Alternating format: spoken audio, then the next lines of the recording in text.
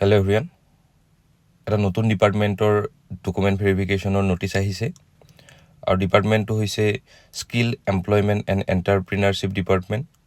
তেওঁলোকে দুদিন document ভেৰিফিকেশ্যনৰ date ৰাখিছে, এদিন গ্ৰেড 3ৰ বাবে আৰু এদিন গ্ৰেড 4ৰ বাবে। গ্ৰেড 3 সকলৰ 11 নৱেম্বৰ অৰ্থাৎ অহাকালি আৰু গ্ৰেড 4ৰ 12 নৱেম্বৰ অৰ্থাৎ অহা পৰহি ডকুমেণ্ট ভেৰিফিকেশ্যন হ'ব। সময় দিছে ৰাতিপুৱা 10:30 বজাৰ পৰা আবেলি 4টা বজালৈকে আৰু ভেনু দিছে directorate of employment and craftsmen training Assam, Rehabari. এইটো ৰিহাবাৰীত আছে, পল্টন বজাৰৰ ওচৰৰ ৰিহাবাৰী। আৰু কেণ্ডিডেটসকলে কি কি ডকুমেণ্ট নিব লাগিব সেইখিনি উল্লেখ কৰিছে।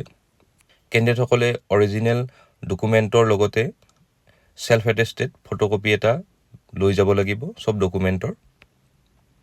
আৰু কি কি ডকুমেণ্ট বিচাৰিছে মই কৈ দিছোঁ।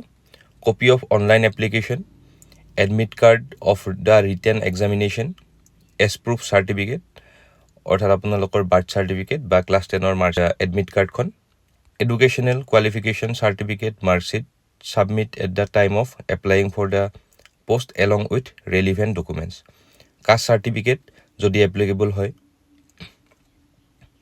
কম্পিউটাৰ প্ৰফিচিয়েঞ্চি চাৰ্টিফিকেট যদি এপ্লিকেবল হয়, আইডেণ্টিটি প্ৰুফ, আধাৰ কাৰ্ড বা পান কাৰ্ড বা ভোটাৰ ID যিকোনো এখন, 2 recent passport size photograph, PWD certificate যদি আপোনালোকৰ PWD কেণ্ডিডেট হয় তেতিয়াহ'লে সেই ডিজেবিলিটি চাৰ্টিফিকেটখন নিব লাগিব, valid employment exchange registration card, any other relevant document.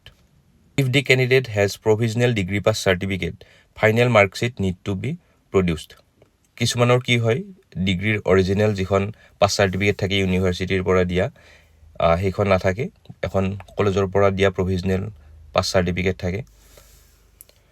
সেইখন যদি আপোনালোকে দেখায় তেতিয়াহ'লে ফাইনেল মাৰ্কশ্বিটখন প্ৰডিউচ কৰিব লাগিব, অৰ্থাৎ আপোনালোকে অৰিজিনেল যিখন মাৰ্কশ্বিট আছে আপোনালোকৰ সেইখন দেখুৱাব লাগিব। এইখিনি আছিলে এই ভিডিঅ'টোত। আৰু যিবিলাক ডিপাৰ্টমেণ্টৰ ডকুমেণ্ট ভেৰিফিকেশ্যনৰ নটিচ আহিব বাকী আছে সেইবোৰ আহিলে মই এনেদৰে ভিডিঅ'ৰ মাধ্যমেৰে আপোনালোকক ইনফৰ্ম কৰিম। ধন্যবাদ।